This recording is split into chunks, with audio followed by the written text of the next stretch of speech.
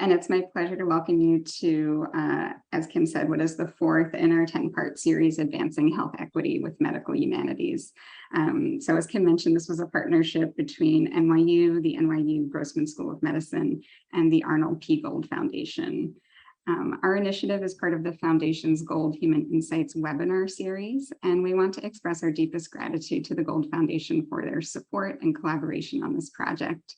I want to also recognize my partners in this work, Dr. Kim Adams, who is an American Council of Learned Societies Emerging Voices Fellow at Stanford University, where her work focuses on public humanities and medical humanities, and Sharanik Bosu, who's a PhD candidate in English at NYU, where he focuses on economic thought, literary rhetoric, and public humanities.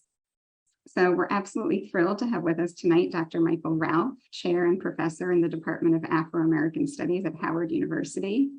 His work integrates medical anthropology, finance, and politics through an explicit focus on actuarial science, forensics, debt, slavery, and incarceration.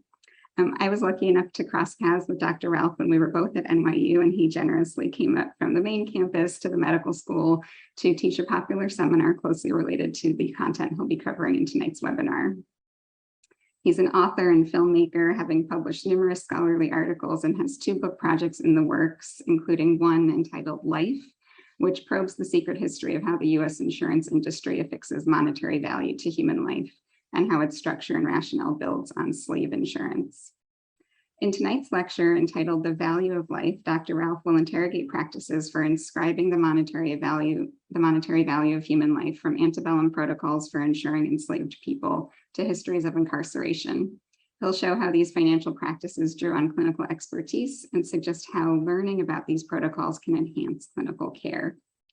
A few very quick logistical notes. We're going to ask folks to kindly keep their mics off. Please put your questions into the chat, which Sharanik will be monitoring, and he'll read them aloud during the Q&A portion at the end. And finally, we're going to drop a link in the chat to a very brief survey, and we'd appreciate if everyone would just take a few moments to give us their feedback.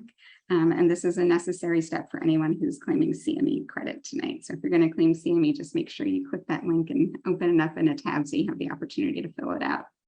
So thank you all for joining us, and I'll turn it over to Dr. Adams now, who has a short video for us. The best healthcare is compassionate, collaborative, and scientifically excellent. Thank you for being on this mission with us to ensure humanism in healthcare for all. This is a Gold Human Insight webinar produced by the Gold Foundation and its partners.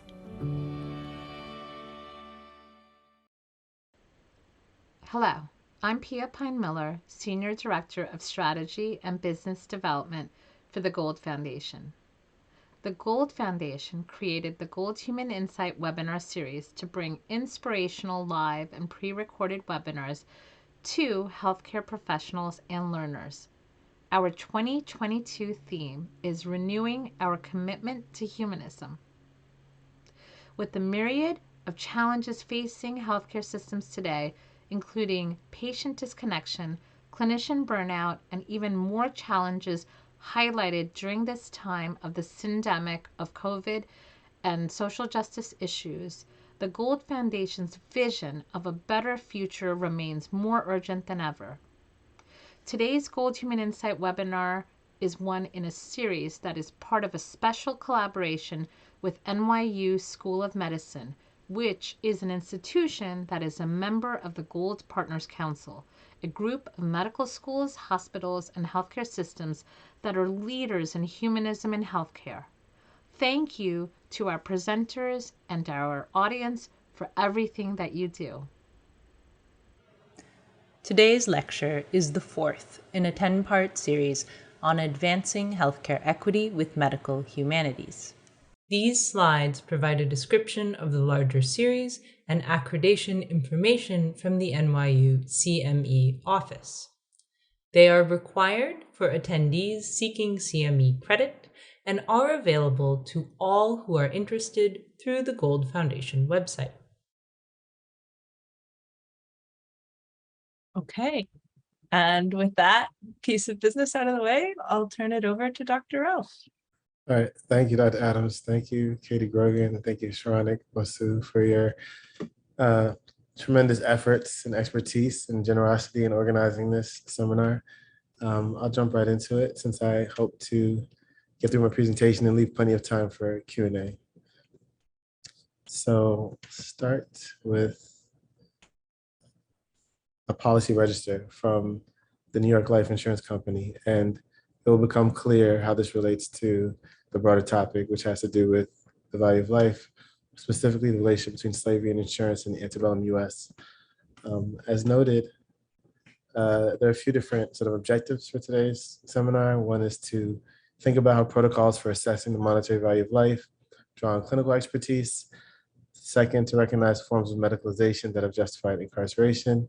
The third, to grapple with porous boundary between policy concerning punishment and policy concerning social welfare. And I just want to emphasize that today's talk will focus more on the first objective. And at the end, I'll sort of draw together the second and third objective and help you get a sense of where my research is going. And I'd love to say more about that in the Q&A. So this research started actually when I was doing ethnographic research in Senegal. I was really interested in economic and political transformation because Senegal is viewed as a leader of economic and political reform in Africa, although it has many of the same challenges that other African nations face. And I discovered there are a lot of young people leaving the country, using sports in the context where there's more than 50% unemployment, and more than 50% of young people under the age, 50% of the population under the age of 25. On top of that 50% unemployment. So I became really interested in how young people were sort of using sports to leave the country, and in particular basketball was sort of cropping up as this very important industry. And I got really interested in how do you decide how much a basketball player is worth in monetary terms? How can you gauge the value, monetary value of a skill set like that? So I started reading all kinds of things about insurance, actuarial science, analytics, algorithms, all kinds of techniques for sort of assessing the monetary value of expertise and skill. And that led me to the study of insurance, because obviously insurance in many ways is precisely about how to decide how much someone's life is worth. And I discovered this refrain amongst historians where they say, well, I'm interested in life insurance, but not slave insurance because slaves are property. And they were making this very strict distinction between insuring enslaved people as property and a free person contracting a life insurance policy. When you look at life insurance policies, though, from the antebellum era, you see something different. And so that's what I want to talk about today. So this is an example of a policy from Nautilus Insurance Company that would later become New York Life Insurance, as the image I showed indicated at the outset. And here, this policy number 1141 was taken out on an enslaved person named Warwick, and the policy owner is a man, John Jones. And this is interesting, right? Because here, this insurance company, which would insure the lives of all kinds of free people, took a policy on an enslaved person. And I'll discuss the circumstances under which enslaved people were insured, and it differs quite dramatically from how we tend to think about enslavement. I should note that this data, most of it comes to us from legislation that was passed initially in Illinois and California, and then in other states, indicating that financial institutions have to disclose their historic relationship to the slave trade. So many firms would send letters by general counsel saying, okay, in 1920, we purchased these several insurance companies which had policies on these enslaved people going back X number of years. And by gathering that data, the State Insurance Commission of California gathered evidence of slave insurance policies. So my research began with those policies that have been collected through that legislation. And then I consulted various archives and personal collections to gather together the existing record of slavery insurance to continue to grow and build on that. But I guess I'd like to underscore the fact that what we might think of as, in some ways a horrific practice and a rather arcane practice is still with us in some form today. And that's part of what I want to sort of highlight in the talk, is not just the practice of insuring enslaved people, but how that practice structured life insurance as we would come to know it. So in 2011, there was an article published on former US presidential candidate Rick Perry and former governor of Texas about a quote unquote life insurance scheme. He had sort of discussed with the Swiss financial firm UBS to take out insurance policies on public school teachers. And the notion was that, okay, if they took out these policies, when those teachers passed away, the state of Texas would generate revenue from their lives.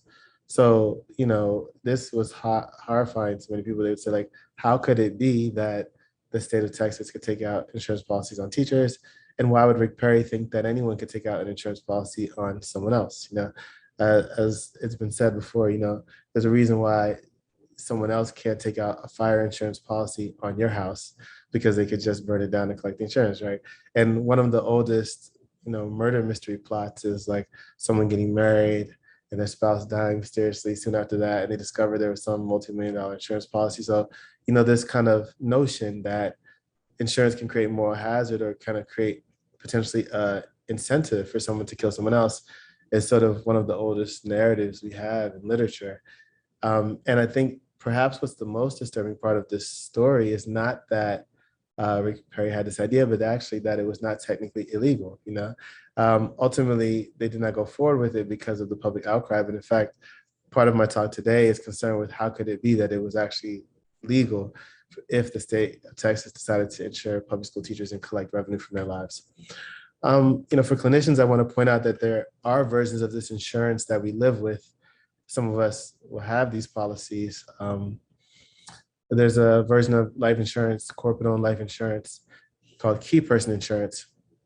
And that is when a firm takes out a policy on an executive, usually someone understood to be, a high earner, or sort of whose influence on the business is disproportionately high, and the company would suffer if this person, lost their lives or something like that.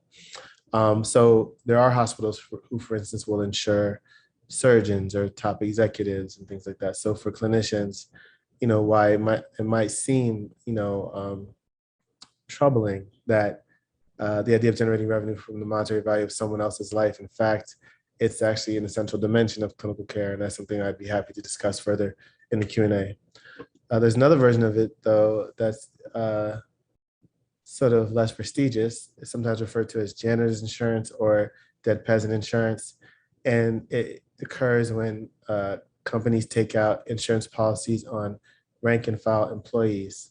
And there's a number of top performing companies that have done this: Walmart, McDonnell Douglas, Bank of America, and many, many others. And in recent years, these policies have fallen out of favor.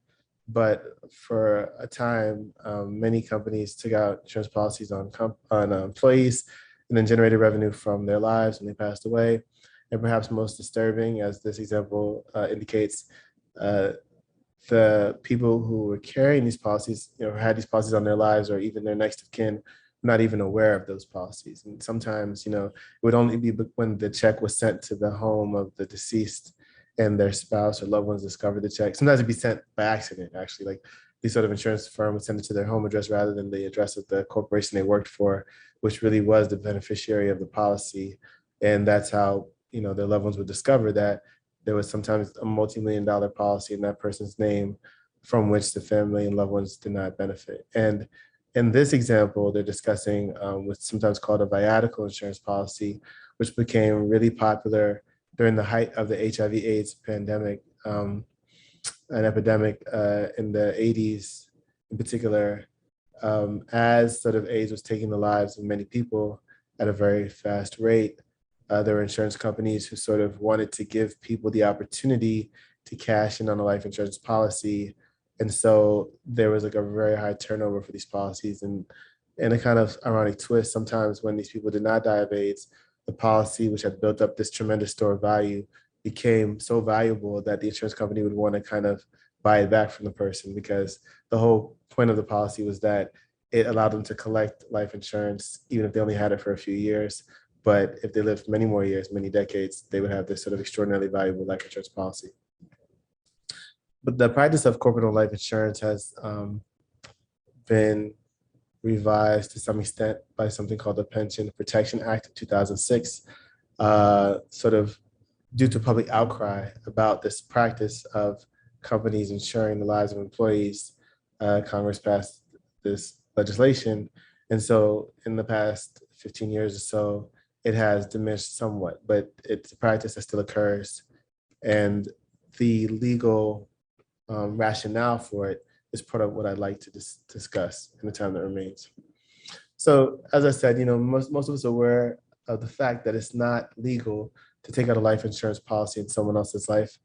And in fact, there was a British law, the Life Insurance Act of 1774, sometimes referred to as the Gambling Insurance Act of 1774, which says that you cannot insure the life of someone else unless you have what is called an insurable interest in that person's life. And insurable interest is understood to be a blood relation. The exception to this law would ultimately be if you stood to benefit more from the person's life than death, as in an employee-employer relationship. That was kind of an exception made for this notion of insurable interest. So typically, life insurance was reserved for a partner or spouse or next of kin, like children, but there was this understanding that a corporation could potentially benefit from insuring the life of an employee. And this is a practice that came out of legalized enslavement. On this topic, Lloyd's of London, the sort of famed insurance clearinghouse that's known for having insured all kinds of, bizarre objects and parts of the body, from Troy Polamalu's hair to Rihanna's legs, and, taking out insurance on anything valuable, even belonging to a person that if could sort of compromise that person's earning potential, if for some reason that part of the body was compromised. Lloyd's of London sort of recently confessed or discovered that they have more than 3,000 documents, text artifacts in their collection related to the transatlantic slave trade, and then more recently hired an archivist to manage that collection. And so the fact that this sort of famed insurance clearinghouse that's been around since the 17th century has these artifacts, texts, and documents related to the slave trade should offer insight about how it works. It's difficult to research because Lloyd's was not like a company as such. It was actually more like, as I said, a clearinghouse, or sort of like a kind of network of people willing to cover ships that were shipping cargo and insure them, and other people willing to underwrite the ships, and other people sort of who were owning the ships or sailing the ships, and sort of in the kind of London coffee houses, these different constituencies came together and would sort of develop insurance policies on various ships. And so it was kind of disaggregated in a kind of network. So it's not as if there's necessarily like a single repository of all these policies. And so, the archives in London and throughout the UK offer some different sort of locations where policies are concentrated, but it's a very difficult task. And in fact, recently, I was blessed to win a sort of $500,000 grant from the National Science Foundation to look at insurance and slavery in the 18th century. And I have two collaborators, Benjamin Wiggins from University of Minnesota, soon to be going to University of Manchester, and John Clegg, who's going to University of Sydney in Australia.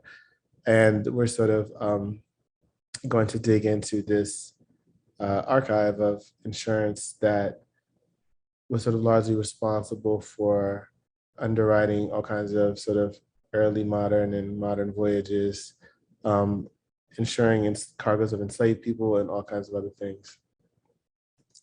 On that topic, perhaps the most well-known case involving insurance and slavery is that of the Zong Massacre.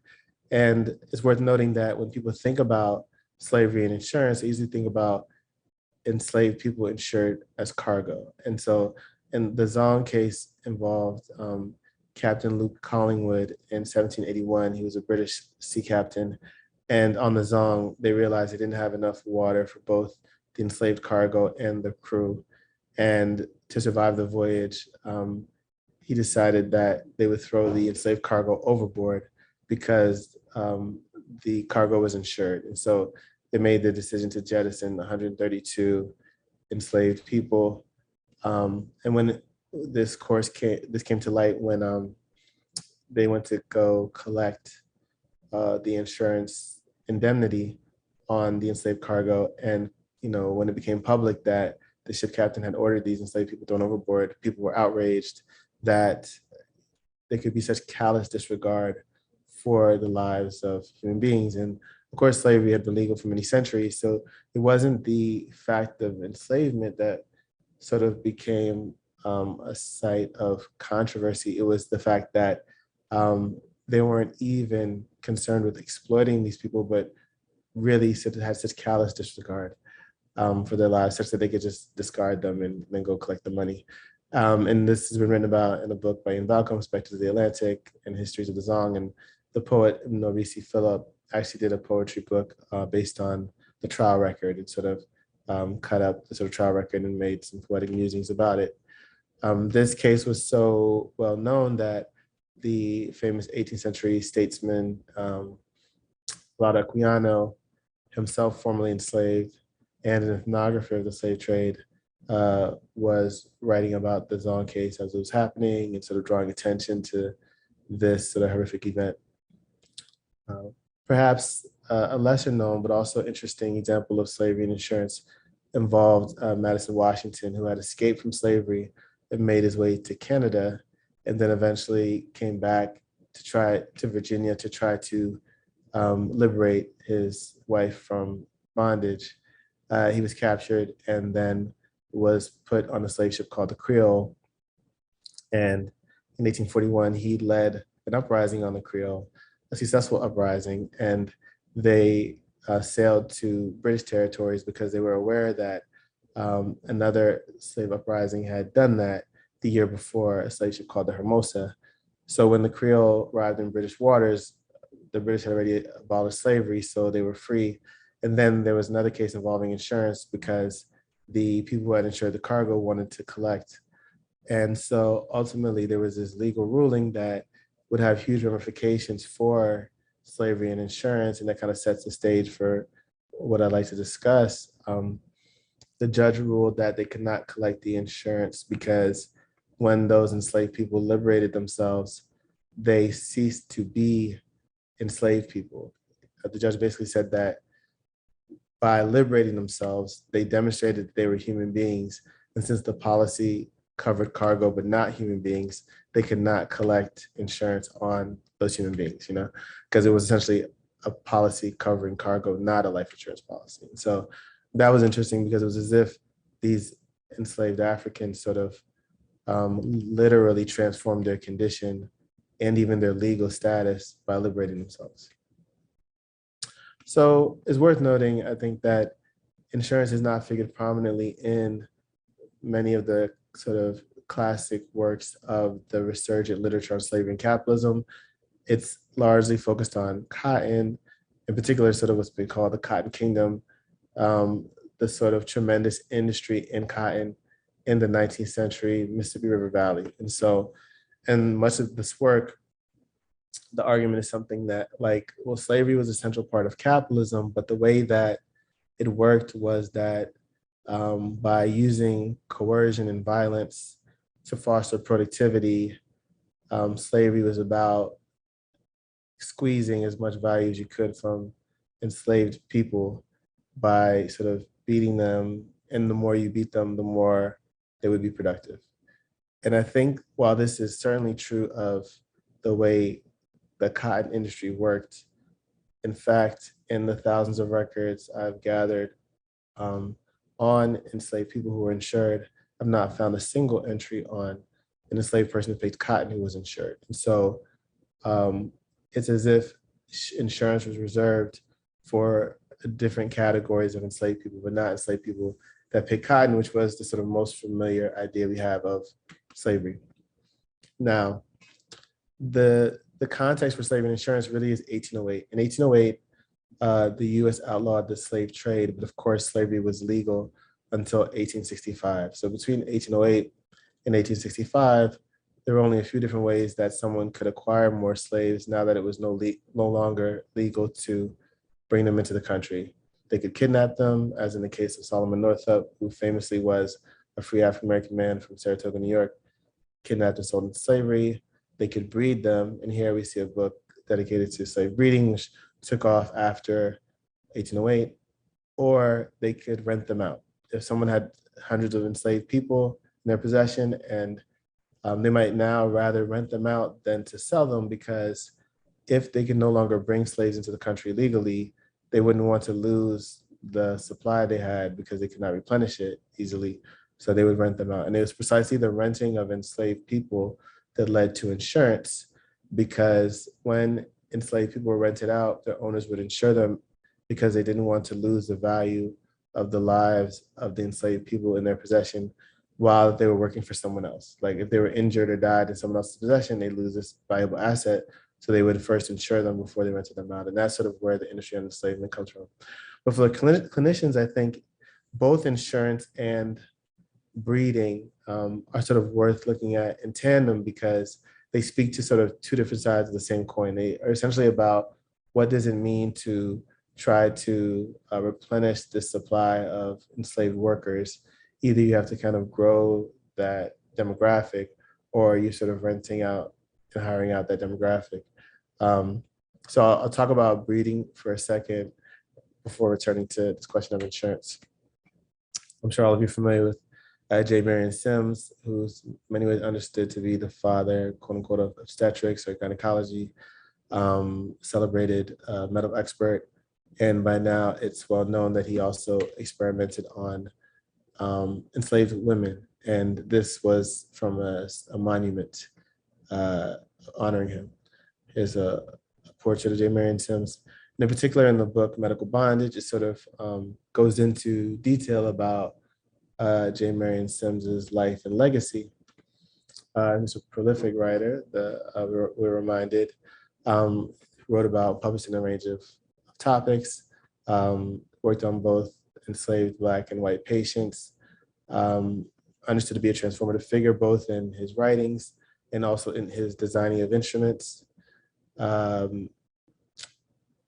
He also was sort of in many ways understood to be a pioneer of the kinds of positions women should be in when undergoing clinical care. I think it's worth noting that he was president of the AMA and American Gynecological Society. And I mention this just to show the relationship between certain practices of enslavement and the way that clinical insights and medical scholarship is institutionalized. To some people, Western medicine is dubious for these reasons. But I think even beyond that, the question we could ask and need to ask ourselves is just how do we grapple with these legacies, particularly when they appear to us in the guise of something neutral, like in the instruments we use, in the theories we are taught, in the positions our patients are asked to assume, in the scholarship we read and cite. So the fact that Sims experimented on enslaved women, but then shaped knowledge that gynecologists, that obstetricians as a whole have adopted. This is, I think, what we should sort of grapple with.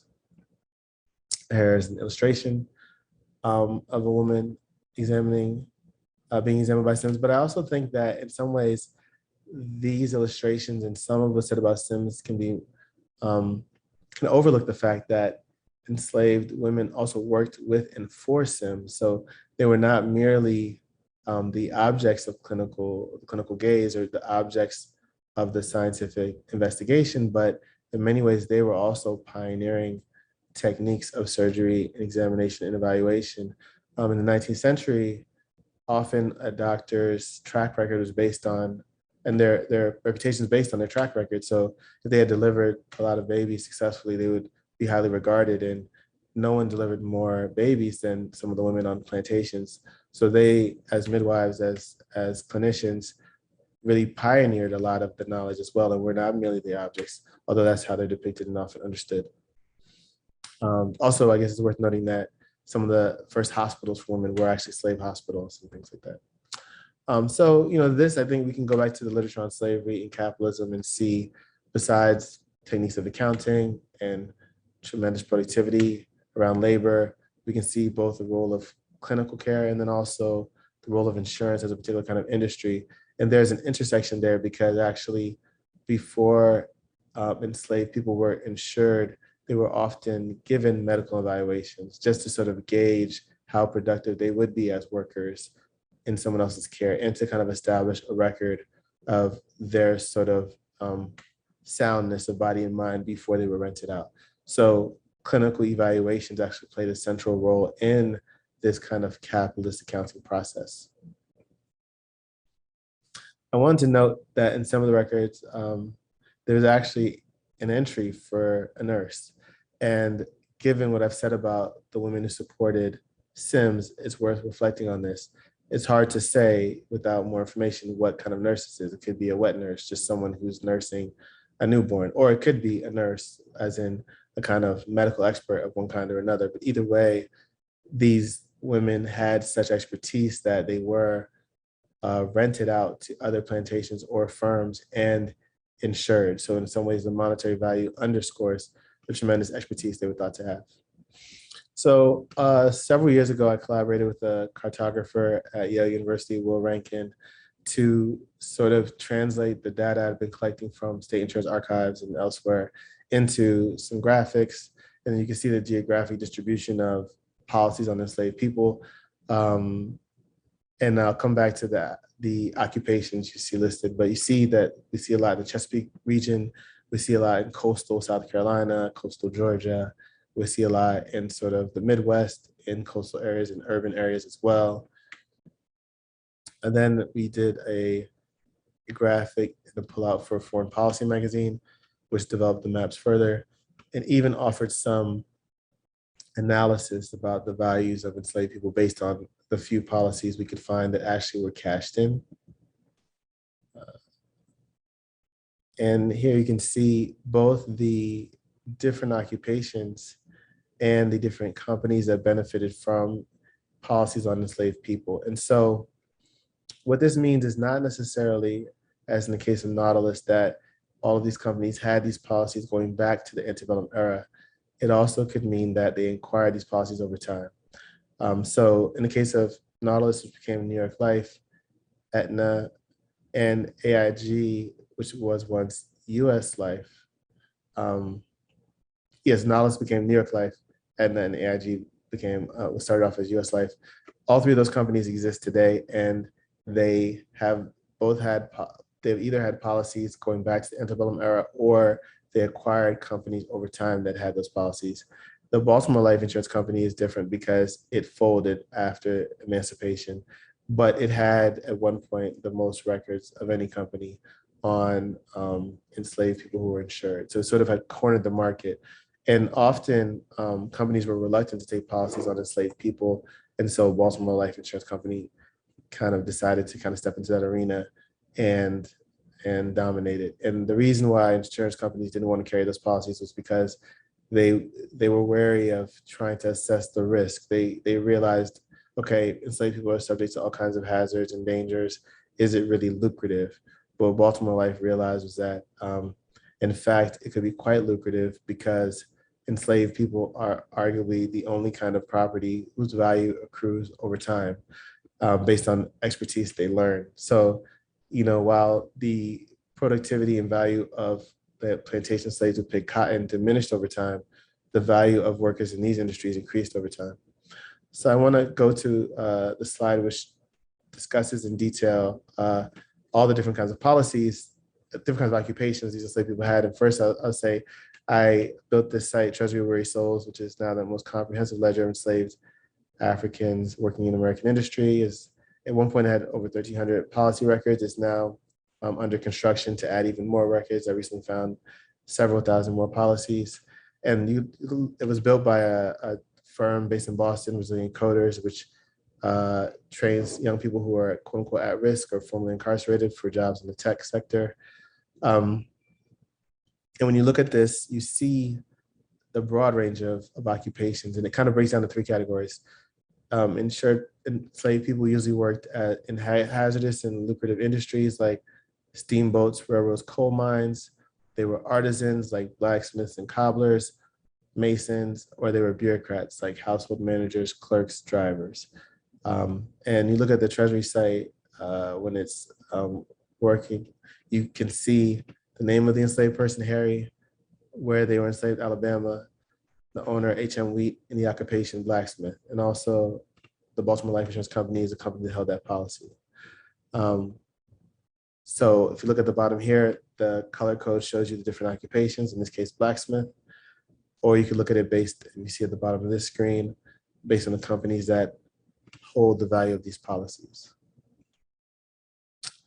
Um, Now, I'm going to bring this to a close. We have plenty of time for Q&A, but I wanted to mention that the question of insurance was written about by many African-American scholars, including Carter G. Woodson, who founded Negro History Week, which became Black History Month. And he was very interested in the fact that African-Americans had had all different kinds of insurance throughout their history, and that insurance was really, in a sense, mutual aid, right? That it came from like churches and burial societies, benevolent societies. We could think of fraternities and sororities in New Orleans, social aid and pleasure clubs. For him, this was sort of what insurance was, or in its inception, this is what African Americans used to guard against risk of injury or loss of life. And W.E.B. Du Bois also sort of picked up on this insight and was critical of the shift to formal insurance many African Americans underwent after emancipation, and said, quote, "Negroes should be emphatically warned against unstable insurance societies conducted by irresponsible parties and offering insurance for small weekly payments, which really amount to exorbitant rates." And his sense was that by trafficking in formal insurance by companies, one, African Americans are vulnerable because they are sort of charged rates based on risk factors, which, coming out of enslavement, African Americans had lower life expectancy and all kinds of health challenges that occurred at higher frequencies than other demographics who had not been legally enslaved for centuries. And also, Du Bois feared that this would be the demise of the kind of social aid and pleasure clubs, the fraternities and sororities that had existed for African Americans to support each other. In many ways, he was right that sort of those businesses found it difficult to survive once they were sort of facing competition from major insurance companies. And in closing, I sort of want to talk about how this research led me to work on incarceration. I was working on records for enslaved people from Kentucky, and I noticed that their occupations weren't listed. If you see in that column of the Excel spreadsheet, it says not listed.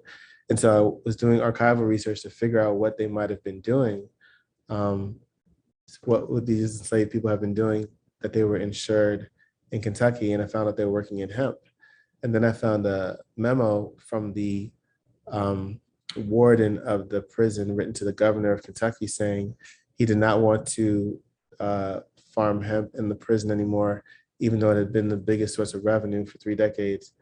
And I knew that hemp had been associated with enslavement in Kentucky, but had no idea that it had been central to incarceration. And there I discovered that several decades before emancipation, a wealthy manufacturer had convinced the state legislature to lease the prison out to him.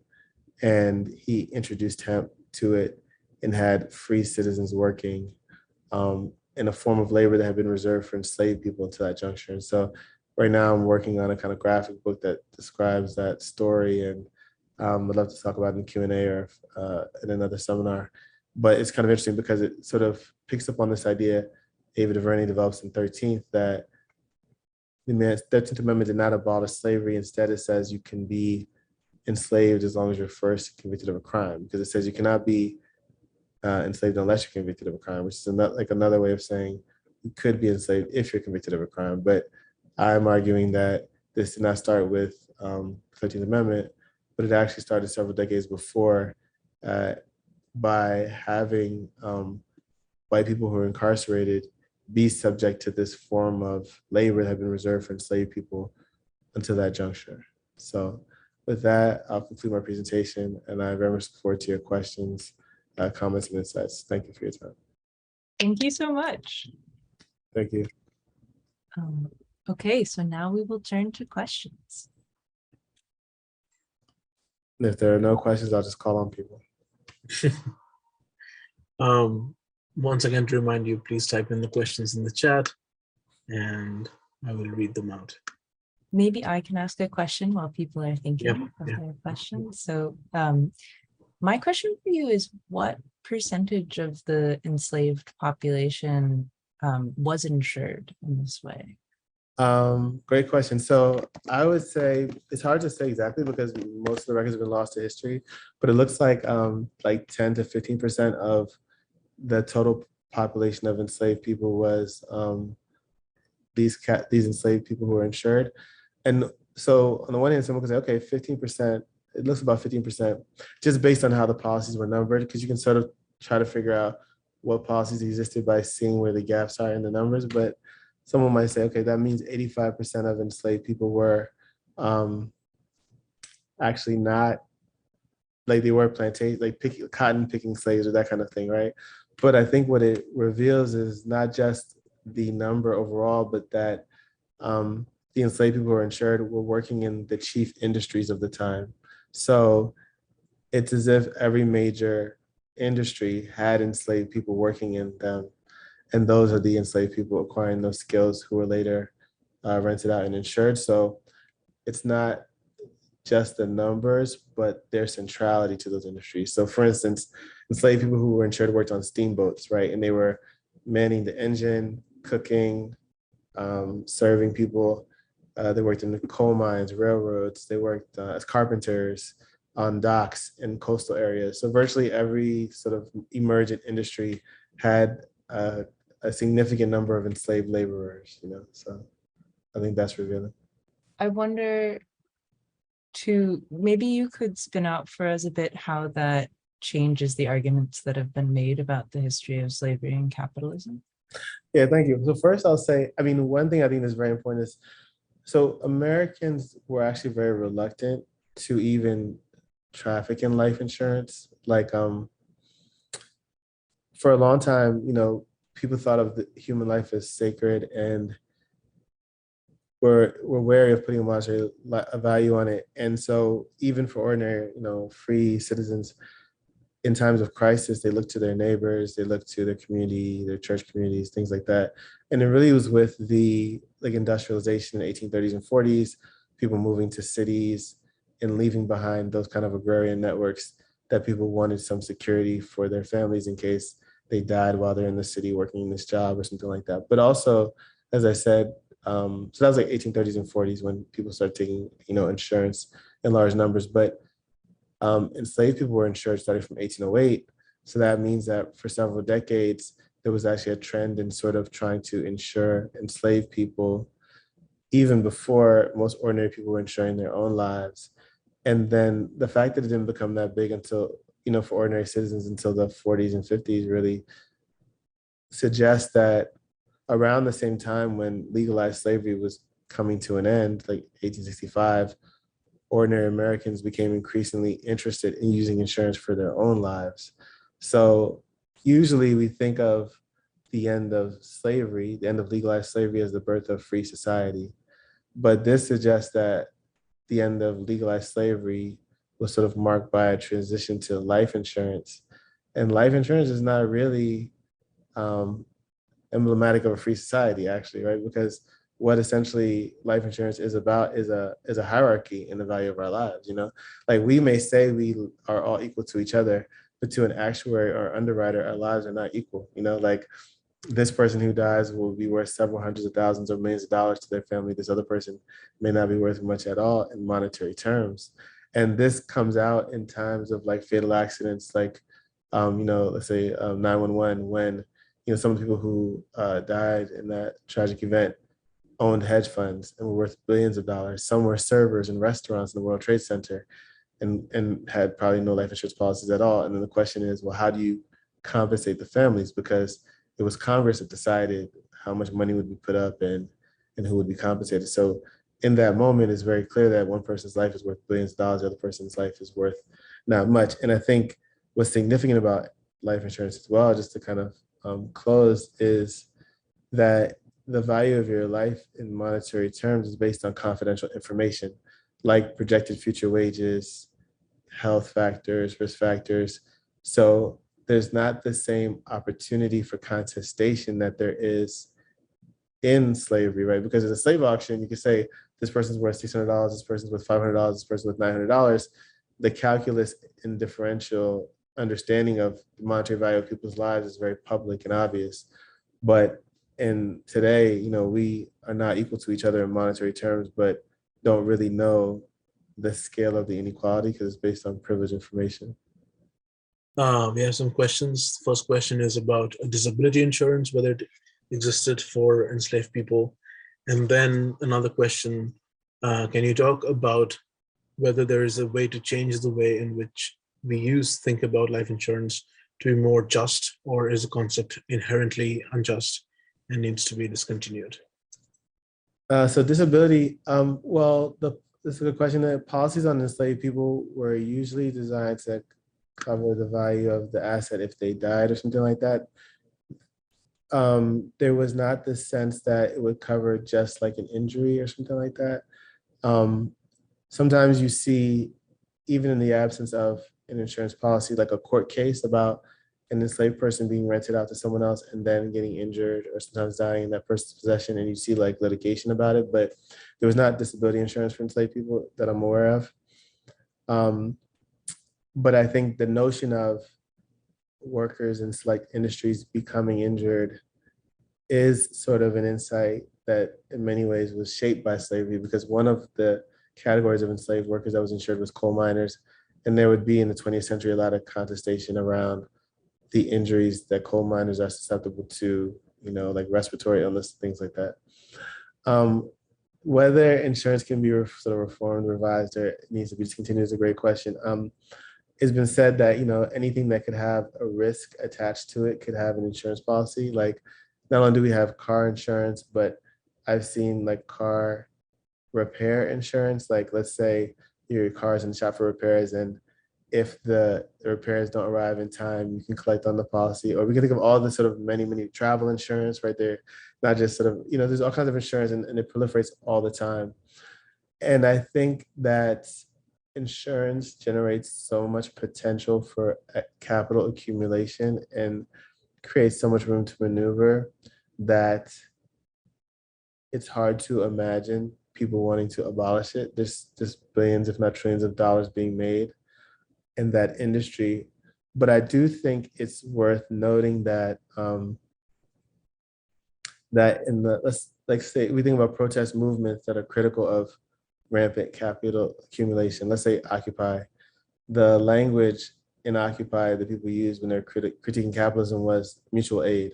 And they would say like, okay, we support mutual aid, we're not invested in capitalism. And so the fact that mutual aid would be the counterpoint to capitalist inequality is interesting, because it's as if people were aware of the fact that, we don't have to focus on rampant accumulation if we have each other or something like that, And anywhere where people are very critical of inequality, they're talking about something like mutual aid, right? So I think that's a sign that what many people would prefer is something closer to mutual aid. And I think that insurance companies, what they do is essentially they market themselves as being about mutual aid, right? They basically say, if you pay into this policy in this time of crisis, you can collect.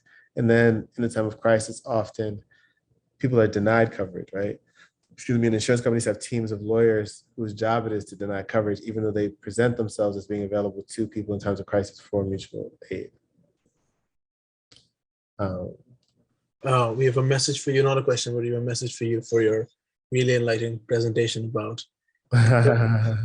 And then we have a question: are there financial estimates on the total valuation of slave insurance policies? And are any of the companies that profited invested in conversations around operations? Yeah, those are two excellent questions. So in terms of financial estimates, it looks in many ways like the value of insured people who are enslaved, or enslaved people who are insured. It looks like the value approximated the value of, let's say, people who were bought and sold, like the highest numbers and the sort of people who were bought and sold, like plantation slaves who pick cotton, the most, how can I say this?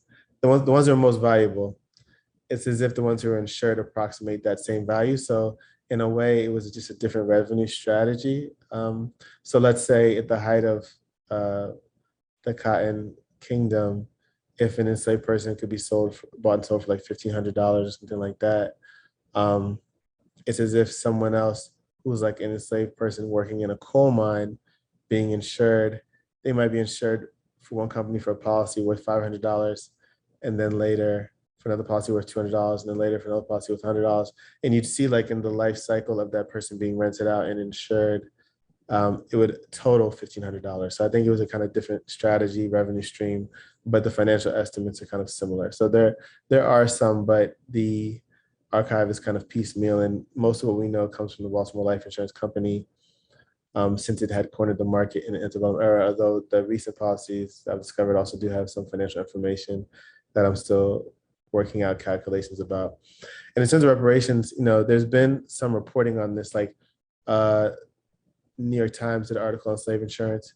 The tone of the article was more focused on how horrifying it is and terrible it is, and can you believe it? It wasn't really about what to do about this, or sort of even how to make sense of the legacy in financial terms or something like that. But one thing that was interesting about that is the companies will say, well, yes, we were involved in those policies, or we've acquired companies over time that had these policies, but that was a long time ago, and we want nothing to do with that, and we regret that, or something like that. There's like language which suggests a kind of distancing from it, not quite an apology, but a distancing of it and the kind of rejection of that part of the history.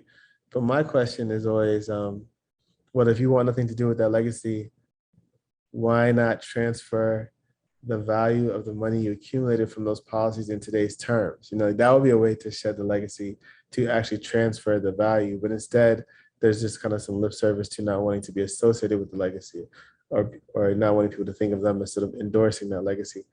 And so I've not seen it. And I think it's worth noting that when the legislation was passed that I mentioned, which delivered the archive on sort of slavery and insurance, it had expressly stated that the policies would be used to get for kind of educational, historical purposes, to help people understand what the industry was like and how it worked. It was not formulated, the legislation was not formulated to have accountability for the companies.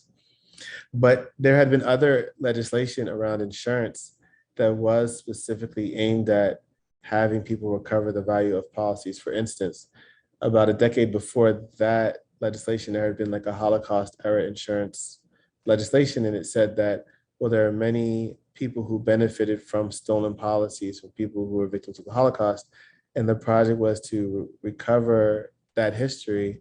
And in the cases where insurance companies were found to have paid someone else for the value of someone's policy, they had to then pay the family again for those policies. So it's interesting that the legislation was different, and that it was, in this case, passed with an eye to its educational merit or to understanding the history, but not to sort of foster accountability for companies. Although one could argue that to the extent that we can find out that these companies have had some policies and have some data on the monetary value, there could be a case to make about it.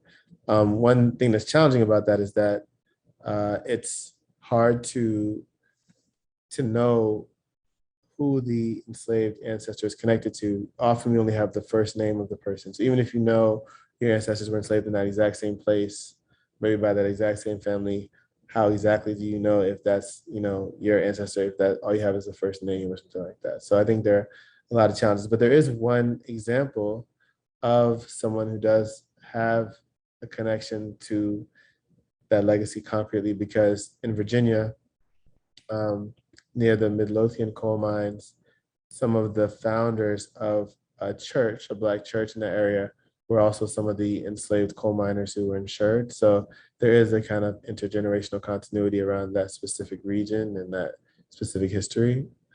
But otherwise, it's very difficult, but I think not impossible. We're very close to the hour mark, but I think this could be the last question. I was surprised by the modern evolution of employers insuring employees. Can you speak a little to or offer resources on how to learn more about this in today's age? Yeah, I think if you, so there's a society of actuaries and they have an archive. So if you were to look up corporate owned life insurance, sometimes referred to as COLI for short, COLI, or dead peasants insurance, janitors insurance policies, or key person insurance, and then just sort of try to find out which companies have had it. That information is out there. Some of that information is out there. Other parts of that information will be in corporate records. It will be difficult to access it, but there is some information. And there's some important work by historian Dan Bouk, BOUK, Benjamin Wiggins. Hannah Farber recently wrote a book about sort of the central role insurance played in the founding of the Republic. So there's some exciting work on insurance and more work coming out. But I think, yeah, it is a difficult history and one that many companies that have had these policies do not want known. But yeah, many companies have had versions of this kind of policy. And again, I think perhaps the most startling part of it is not that it's so horrific, although it feels horrific to us. It's actually in some ways that it's so mundane that we sort of assign a monetary value to life and don't think much about it, whether it's in fatal accidents or insurance policies. The fact that it happens every day in all kinds of ways is perhaps maybe the most insidious part of it. But certainly I think it can and should be the site of deliberation and contestation around this kind of incredible hierarchy and the monetary value of human lives. Thank you so much, Michael. All right, thank you. That brings us right up to the hour. Thank you so much, Dr. Ralph, for such an incredible presentation. And thanks so much to our attendees. This was recorded. It will be posted up on the Gold Foundation's website. So we'll be glad to share that link if anyone wants to either watch again or distribute amongst others. And for anyone who missed Kim's remarks at the top of the hour, our next webinar is coming up August 18th. With Catherine Belling from Northwestern, and she'll be talking about some of the unique ethical challenges in providing healthcare to displaced persons, migrants, and refugees. Once again, a reminder to please do the survey if you're claiming CME. And thanks again, everyone. Have a wonderful evening.